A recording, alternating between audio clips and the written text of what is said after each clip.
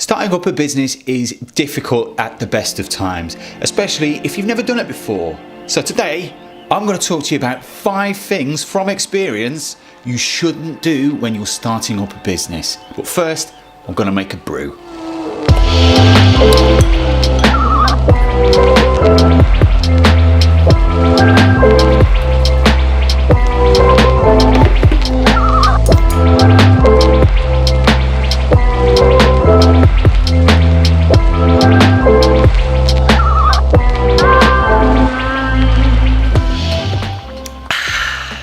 I love coffee.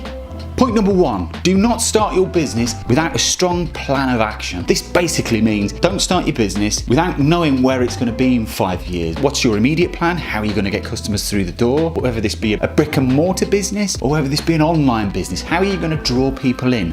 What is going to be the voice of the business? Are you going to be the face of the business, or is the product going to be the face of the business? All of these points are things you really need to have planned before you start selling something. Obviously, some businesses are more complex than others. All of this is stuff that really needs to be considered before you even start it. If you don't know who your target audience are, if they say everyone of any age, then you're not ready. You really need to hone down on who it is. What type of job do they have? What type of income do they have? Are they under 18? Are they over 35? You really need to know these numbers and details before you start out. That is point number 1. Always have a plan. Point number 2, this is to resist the urge to get the fancy office. You'll have that gut instinct to get this office to make yourself feel that you are actually running a business, when in reality you just don't need it. Keep your overheads low. I have learnt this myself personally. I have put more than a house deposit's worth of money into an office in trendy part of a city, and ultimately I've got rid of it within a year.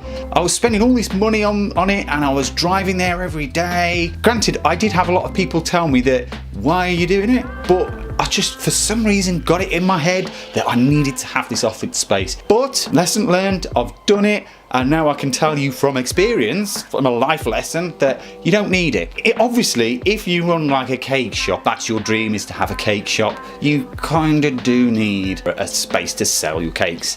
But if you're a designer or you're someone that can work online remotely, then you don't need it. So yeah, resist the temptation. Don't get an office. Trust me, I'm very poor because of it. Number 3 is to not do it all on your own. If you're anything like me, when I first started up, I thought I had it in my head that I had to be almost this one-person crusade, proving to the world that I can do it. Whereas in reality, business just doesn't work that way. Ask for help.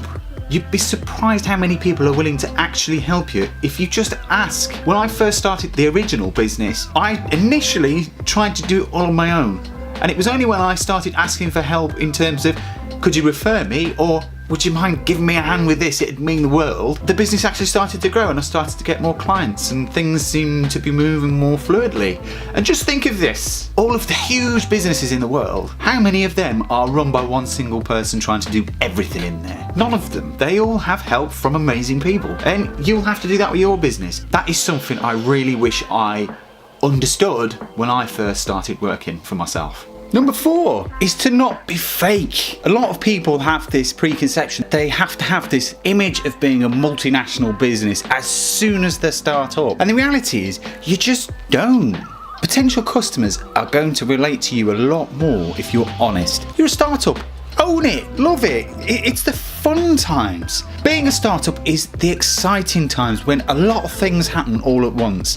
And customers appreciate that. They know you're a startup, they can tell. I personally did this when I started my first business, where I put on this image that I got a team of staff, and I did the infamous we instead of I. We all do it, where we try to pretend to be a bit bigger. When in reality, if I was upfront and said, I'm a startup business, I work on my own, but I will give you all of my effort when I'm working with you. I think a client would much more prefer that than it being that they just think they're going to a bigger business that is just going to fob you off and push you into some workflow that means that they're just a number on a sheet. A lot of my clients, when I eventually come to terms with the fact that I am working on my own, I occasionally have people help me, but predominantly I'm on my own, the clients appreciated the fact that they get all of my attention, and I even say that to them. Clients do appreciate that, and I think even if you're a designer or you are working in a different industry, that's useful information to have. You don't need to pretend to be bigger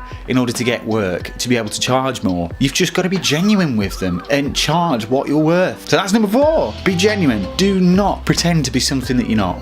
Number 5, don't start your business without a budget. Starting a business and not knowing what you estimate your monthly outgoings are, or how much it's going to cost you just to run the business. So that could include paying yourself if you're paying yourself anything. Have you got any other bills that are going out, so such as your internet? It's knowing how much is going to be going out of the bank each month before you even start doing anything. This leads me, like having an office, to the point of don't make unnecessary purchases. So by this I mean don't instantly jump to getting a company car on your first day of trading when you don't need it. You can buy a second-hand car for hardly anything if you need a car for work. In the same respect that you don't need a brand new laptop, you don't need all this brand new equipment when you're first starting up. If it reaches the point where money's coming in and then you need it and you have the cash to do it, do it. But as you saw in the videos a few weeks back, I'll link it in the description, you can start a business on a budget without spending any money at all. Money quickly vanishes when you've got a car on lease, you've got your computers on lease, or you've bought them cash, and it's scary. Not mentioning an office. You do not need the fancy car and the fancy equipment to make it look like you're doing well for yourself.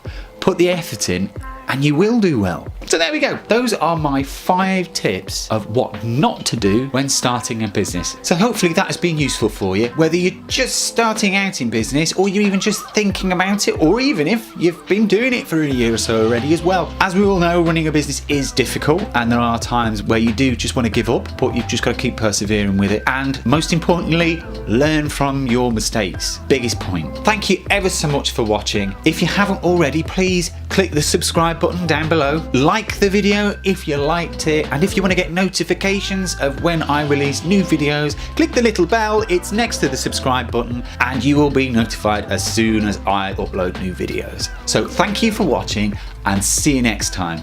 Love you, bye.